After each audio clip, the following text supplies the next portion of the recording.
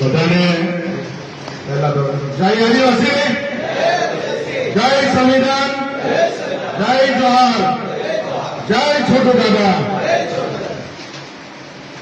આજે આપણે બધા સાહેબનો જન્મદિવસ છે 15 જુલાઈએ. એના આયોજનના ભાગરૂપે આજે ગુજરાતમાંથી અને ગુજરાતના ઘણા જિલ્લાઓ તાલુકામાંથી જ્યારે સાહેબની લાગણી ધરાવતા કાર્યકરો અહીંયા ઉપસ્થિત છે એ બધાને મારા જય જોહાર. આજે આપણે અહીંયા સૌ ભેગા થયા છે તો આજે ખુશીની એટલી બધી વાત છે કે અહીંયા 2 દિવસ અગાઉ પણ અમારી જે ફેમિલી મીટિંગ થઈ અને એમાં જે નિરાકરણ આવ્યું ને આપણી વચ્ચે જે ઉપસ્થિત છે આપણા આદિવાસીઓના મસીહા અને ઓબીસી, એસસી ને માઇનોરિટી, આ દેશના જે પણ ગરીબ લોકો છે એ તમામ ગરીબ લોકોના મસીહા આપણા છોટુ દાદા આજે આપણી વચ્ચે ઉપસ્થિત છે ત્યારે આપણે બધાએ ખુશી મનાવવી જોઈએ. આજે જે કંઈ થોડું ઘણું બધું હતું જે 3-4 વર્ષથી થોડું લોકોને એક ભય હતો કે એમનું ફેમિલીમાં અંદર નથી બનતું, આ તો એક વાત વહેતી કરવામાં આવી હતી પણ અમારો કોઈ એવો ઇસ્યુ નથી. આ મારા મોટા ભાઈ છે મહેશભાઈ, મારા મોટા ભાઈ છે કિશોરભાઈ, મારા મોટા ભાઈ છે રાજુભાઈ, મારા મોટા ભાઈ છે રમેશભાઈ. એટલે આ એક જે વાતો કરવામાં આવી હતી એ ફક્ત ને ફક્ત રાજકારણને ડાયવર્ટ કરીને આદિવાસીઓની જે લડત છે એ લડતને તોડવાનું કામ હતું. એ લડત તોડી અને બીજા પક્ષના લોકો રાજ કરે અને આદિવાસીઓ રાજમાં નહીં આવે એ જાતની વ્યવસ્થા પેદા કરવામાં આવી હતી. એટલા માટે આ બધી વાતો કરવામાં આવતી હતી.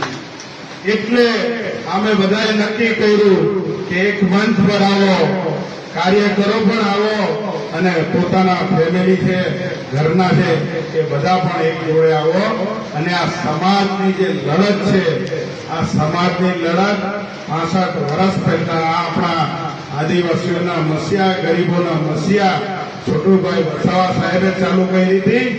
આજે ગુજરાત અને દેશ અને દુનિયામાં જુઓ તમે, આ છોટુભાઈ વસાવાએ જે આપણને આદિવાસી નામ આપ્યું છે, આજે દેશના કોઈ પણ ખૂણામાં જતો રહો ને ગર્વથી કહો હું આદિવાસી છું તો પૂછશે કે કયા ગામનો છે તો કહેશે કે ઝઘડિયાનો છું, કોઈ કે છોટુભાઈ વસાવાને છે ને મિત્રો. એટલે આ વ્યક્તિ એ છે આદિવાસીઓને આજે કઈ નામ મળ્યું છે આદિવાસીઓનું તો એ ઋણ છે આપણા આદિવાસીઓના અને ગરીબોના. આ દેશના જે મસીહા કહેવાય ને એ આપણા છોટુભાઈ વસાવા સાહેબ છે.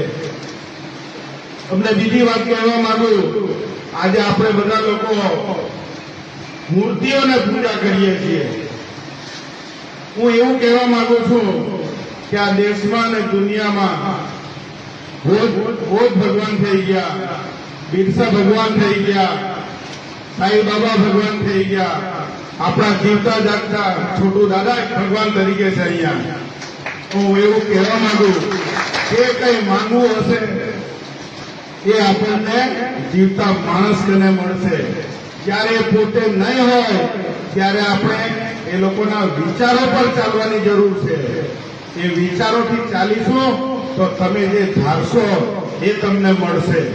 બાકી ખોટે ખોટું તમે પગે લાગ્યા કરશો ને પૂછ્યા કરશો, કોઈ જોવા નથી આવવાનું. એટલા માટે કહેવું પડે છે કે આજે આ દુનિયાની વ્યવસ્થા જે હમણાં છે એ વ્યવસ્થા ધર્મના નામે જે થઈ રહી છે એટલા માટે કે લોકો જાગી નહીં જાય, એમના હક ને અધિકાર મેળવી નહીં લે એ જાતની વ્યવસ્થા માટે આ દુનિયા એક જાતનું પ્લાનિંગ કરી રહેલી છે કે જે બી દુનિયામાં વસ્તી છે એ વસ્તી એ લોકોના નેજા હેઠળ કંટ્રોલમાં રહે, એ લોકો સત્તા પર કાયમ માટે ભગોટો કરે એ જાતની વ્યવસ્થા દુનિયા કરી રહી છે. એટલા માટે આ છોટુ સાહેબને ભગવાન કેમ માનવાની જરૂર છે આપણે? તો એમને આપણને માણસ તરીકે અધિકાર આપતા શીખવ્યા છે. આપણા દેશમાં એક ડોક્ટર બાબા સાહેબે સંવિધાનમાં આપણને હક ને અધિકાર આપ્યો છે. એમાં આપણા જયપાલ મુન્ના સાહેબે આજે આપણને આદિવાસી તરીકે ઓળખાણ આપી છે. તો આપણને આ પૃથ્વી પર હમણાં બોલી શકીએ. બંગલા છે, ગાડી છે, ઘોડો છે, આજે દેશમાં જે કંઈ પણ બોલી રહેલા છે તો એ છે આ છોટુભાઈ સાહેબની વિચારધારા છે. આ વિચારધારાના લીધે આજે લોકો બોલી રહ્યા છે. એટલે આપણે જે કોઈ પાર્ટીમાં હોય, કોઈ ભાજપમાં હશે, કોંગ્રેસમાં હશે, આપમાં હશે, એ લોકો એવું માનવાની જરૂર નથી કે આ બધું અમે શીખીને આવ્યા છે. જો આ દેશમાં કોઈ સંવિધાન શીખાયું હોય તો એક બાબા સાહેબ, જયપાલ મુન્ના સાહેબ અને આપણા આદિવાસીઓના મસ્યા અને ગરીબોના મસ્યા છોટુભાઈ વસાવા સાહેબે આપણને શીખાયું છે. એટલે વારંવાર હજુ બી કહે છે, અહીંયા દરેક ગામના સરપંચો હશે, તાલુકાના સભ્યો હશે, જિલ્લા પંચાયતના સભ્યો હશે, ગામના વડીલો હશે, નવયુવાનો છે. તો હું તમને કહેવા માંગુ છું કે છોટુ જે સાહેબ છે આપણા મસીહા, એ આપણને એક વસ્તુ શીખવી છે કે ગામડે ગામડે જાગી જાઓ, રૂઢી પ્રથાનું પાલન કરો ને ગામના દરેક માણસને પોતાનો હક ને અધિકાર અપાવો. એ જાતની વિચારધારા એમની છે. તો આપણે બધાએ એમનો જયારે જન્મદિવસ આવી રહેલો છે ત્યારે સંકલ્પ લેવાની જરૂર છે આજે કે દરેક અહીંયાથી અલગ અલગ ગામમાંથી આવેલા કાર્યકરો છે. તો તમારા ગામમાં જઈને રૂઢી પ્રથા અપનાવો અને ગામના લોકોને, ગામના દરેક નાગરિકને, એ સ્ત્રી હોય, પુરુષ હોય, માતા હોય, બહેન હોય કે નાનું બાળક હોય, એને એના અધિકારની વાત કરો અને એને એનો અધિકાર આપો, એને સમજાવો. ને આ સરકારોને ભીખ માંગવાની જરૂર નથી. આ રૂઢી પ્રથા એવી તાકાત છે આપણને સંવિધાને આપેલી કે તમારા ગામમાં તમારે ભેગા થાય અને એને લઈ લેવાની જરૂર છે, કાનૂન બનાવવાની જરૂર છે.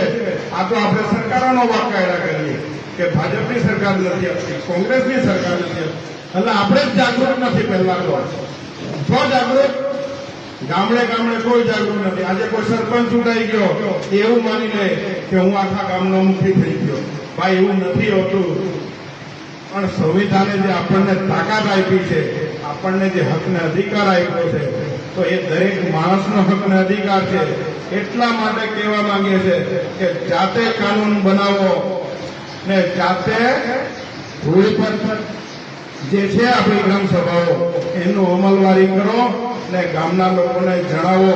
કેમ કે ગામડે ગામડે જુઓ, આ સરકારોએ માણસોને અશિક્ષિત રાખવામાં આવ્યા છે એટલે એ લોકો સમજી નહીં શકે. પણ હું સરકારોને બી કહેવા માંગુ છું કે લોકો કઈ અભણ નથી, એ લોકોને એટલું બધું જ્ઞાન છે, તમને બી પાછળ પાડી દેશે. તો આ જે રૂઢી પ્રથા છે, આપણા સાહેબની વિચારધારા છે આ રૂઢી પ્રથાની.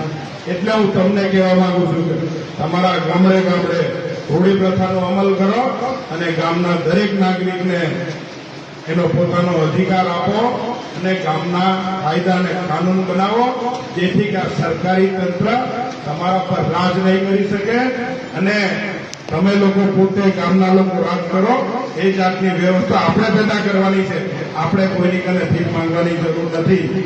એટલે આપણે 15 તારીખે છોટુ સાહેબનો જે જન્મદિવસ છે, એ જન્મદિવસ આપણે બધાએ ધામધૂમથી મનાવવાનો છે અને આપણા મસીહા એમનું જીવન લાંબુ થાય અને આદિવાસી સમાજ જે સમાજને હજુ જરૂર છે. તો ઘણા વક્તાઓએ કીધું કે સાહેબ 100 વર્ષ નહીં પણ 100 વર્ષ કરતા પણ જીવે તો કોઈ આદિવાસીઓને એમના હક ને અધિકારો છે, એ હક ને અધિકારો માટે જો કોઈ લડશે તો આ આપણા છોટુ સાહેબ જ લડશે. બાકી કોઈ નેતા નથી શકવાનો. આ સરકારો બાકી દબાવવા માટે બેઠેલી છે. આ જ એક એવા મહાપુરુષ છે કે આજે એમના જન્મથી આજે 65-70 વર્ષથી જે લડી રહેલા છે, જે સંઘર્ષ કરેલો છે, એ સંઘર્ષ આ દુનિયામાં કોઈ કરવાનું નથી. એમણે બેઠી આ પ્રકૃતિ એમને મોકલેલા માણસ છે એટલે આપણે એમને ઓળખવાની ભૂલ કરવાની નથી. અને આખા દેશ અને દુનિયાના જે ગરીબ લોકો છે એનો રાહદાર આપણા જે મસીહા છે એ છોટુભાઈ વસાવા સાહેબ જ છે ને જે કંઈ પણ આપણા જીવનમાં ફેરફારો થશે એમના થકી જ થશે. એ કંઈ રાજ્ય દેશમાં બી થશે એમના થકી જ થવાનું છે. એટલે આપણે બધાએ એમનો જે 15 તારીખે જન્મદિવસ આવે છે બધાએ હર ઉલ્લાસથી એમનો જન્મદિવસ આપણે બધાએ મનાવવાનો છે. તો બધાને મારા જય આદિવાસી, જય જોહાર, જય સંવિધાન, જય સંવિધાન.